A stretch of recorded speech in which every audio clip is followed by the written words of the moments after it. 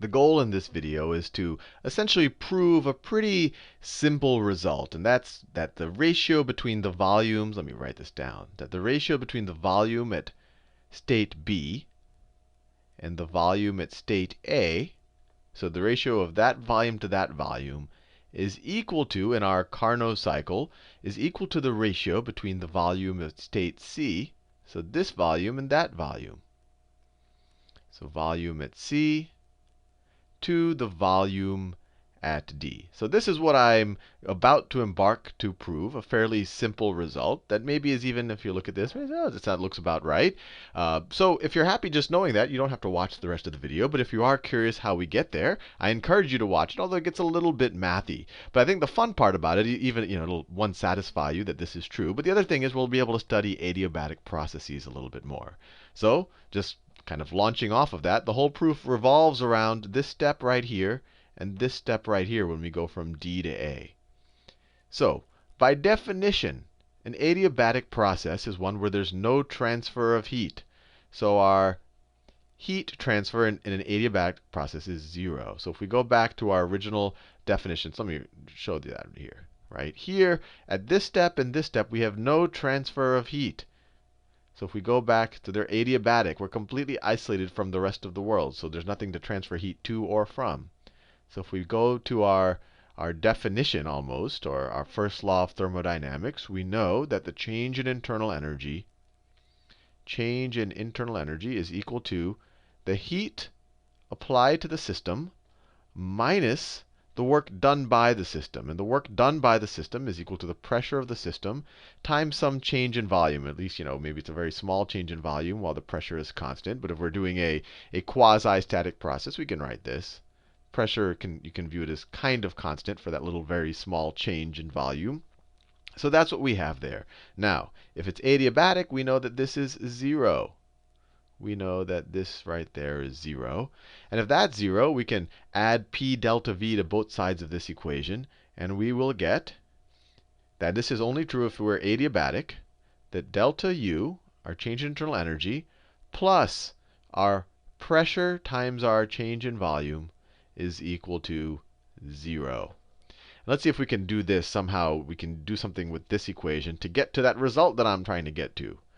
So a few videos ago, I proved to you that U, the internal energy at any point in time, let me write it here. The internal energy at any point of time is equal to, 3/2 times N times R times T, which is also equal to 3/2 times PV. Now, if I have a change in internal energy, what can change on this side? Something must have changed.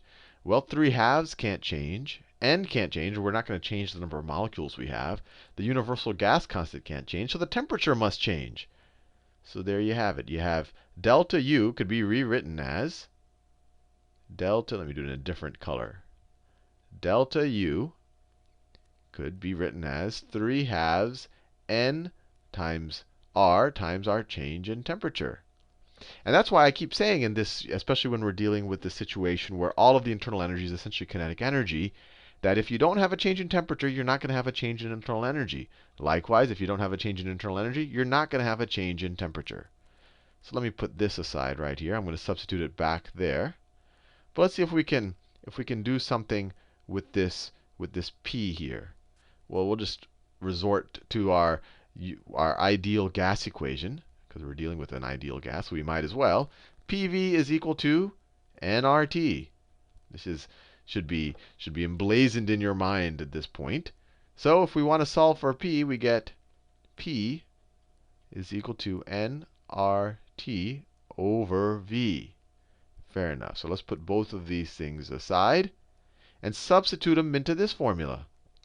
So delta U is equal to this thing. So that means that 3/2 nR delta T plus P, so plus P, P is this thing, plus nRT over V times delta V, that's the delta V, is equal to 0. Interesting. So what can we do further here? And I'll kind of tell you where I'm going with this. So this tells me if over my change in internal energy over a very small delta t, this tells me my work done by the system over a very small delta v. And we're saying that, over each little small increments, they're going to add up to 0.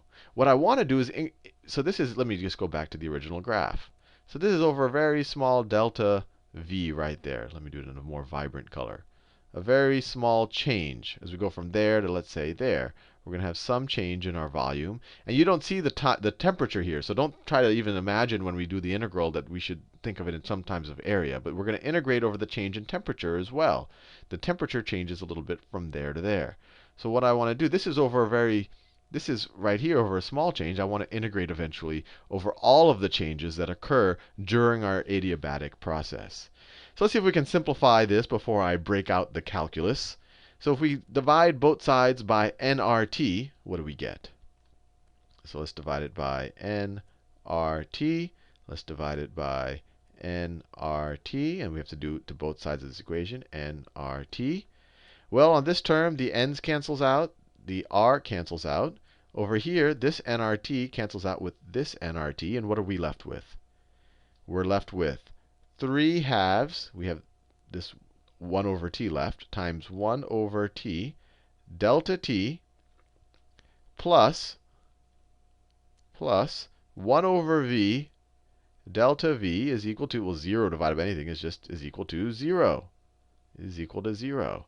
Now, we're going to integrate over a bunch of really small delta t's and delta v's. So let me just change those to our calculus terminology. We're going to do an infinite sum over infinitesimally small changes in delta t and delta v. So I'll rewrite this as 3 halves 1 over t dt plus 1 over v dv is equal to 0. Remember, this just means a very, very small change in volume. This is a very, very, very small change, infinitesimally small change in temperature. And now I want to do the total change in temperature and I want to integrate over the total change in temperature and the total change in volume. So let's do that. So I want to go from always temperature start to temperature finish And this will be going from our volume start to volume finish. Fair enough. Let's do these integrals. This tends to show up a lot in thermodynamics. These antiderivatives. The antiderivative over 1 over t is natural log of t. So this is equal to 3 halves times the natural log of t. We're going to evaluate it at the final temperature and then the starting temperature, plus the natural log, the antiderivative of 1 over v is just the natural log of v, plus the natural log of v evaluated from our final velocity, and we're going to subtract out the starting velocity. This is just the calculus here. And this is going to be equal to 0, right? I mean, we could integrate both sides of, well, if every infinitesimal change is equal to, the sum is equal to 0, the sum of all of the infinitesimal changes are also going to be equal to 0. So this is still equal to 0. Let's see what we can do here. So that we could rewrite this green part as, so it's 3 halves times the natural log of tf minus the natural log of ts, which is just, using our log properties, the natural log of tf over the natural log of ts. Right? When you evaluate, you get natural log of tf minus the natural log of ts. That's the same thing as this. Plus, for the same reason, the natural log of vf over the natural log of vs. When you evaluate this, it's the natural log of vf minus the natural log of vs, which can be simplified from our logarithmic properties. So that equals 0. And now we can, this coefficient out front, we can use our logarithmic properties. Instead of putting a 3/2 natural log of this, we can rewrite this as the natural log of tf over ts to the 3/2. Now we can keep doing our logarithm properties. You take the log of something plus the log of something. That's equal to the log of their product. So this is equal to, I'll switch colors. This is equal to the natural log of tf over ts to the 3/2 power times the natural log of Vf over Vs. And this is a fatiguing proof. All right. And all of that is going to be equal to 0. Now what can we say? Well, we're saying that e to the 0 power, right? The natural log is log base e. E to the 0 power is equal to this thing. So this thing must be 1. E to the 0 power is 1. So we can say, and we're almost there, we can say that TF, our final temperature over our starting temperature to the 3/2 power times our final volume over our starting volume is equal to 1. Now, let's take this result that we worked reasonably hard to produce. Let's take this result. Remember, all of this, we just said we're dealing with an adiabatic process. And we started from the principle of just what the definition of internal energy is. And then we substitute it with kind of our PV equals nRT formulas. Although this was kind of PV, this is the internal energy at any point is equal to 3/2 times PV. And then we integrated over all of the changes, and we said, look, this is adiabatic. So the total change has to, the sum of all of our change in internal energy and work done by the system has to be 0. Then we use the property of log to get to this result. Now, let's do these for both of these adiabatic processes over here. So the first one we could do is this one where we go from volume B at T1 to volume C at T2. Watch the Carnot video, Carnot cycle video if you forgot that. This was VB. All of these things up here were at temperature 1. All of the things down here were at temperature 2. So we're at temperature 1 up here and temperature 2 down here at volume C. So let's look at that. So on that right part, that right process, our final temperature was temperature 2. So let me write it down. Temperature 2. Our initial temperature was temperature 1, where we started off at point B to the 3/2 times, what was our final volume? Our final volume was our volume at C divided by the volume at B. And that's going to be equal to 1. Neat. That's the result we got from this adiabatic process. We got that formula saying that this is adiabatic. We did a bunch of math. And then we just substitute for our initial and final volumes and temperatures. Let's do it the same way, but let's go from D to A. So when you go from D to A, what's your final temperature? Don't want to get you dizzy going up. But your final temperature, we're going from D to A. So our final temperature is T1. And our final volume is the volume at A. Go back down. So our final temperature is T1.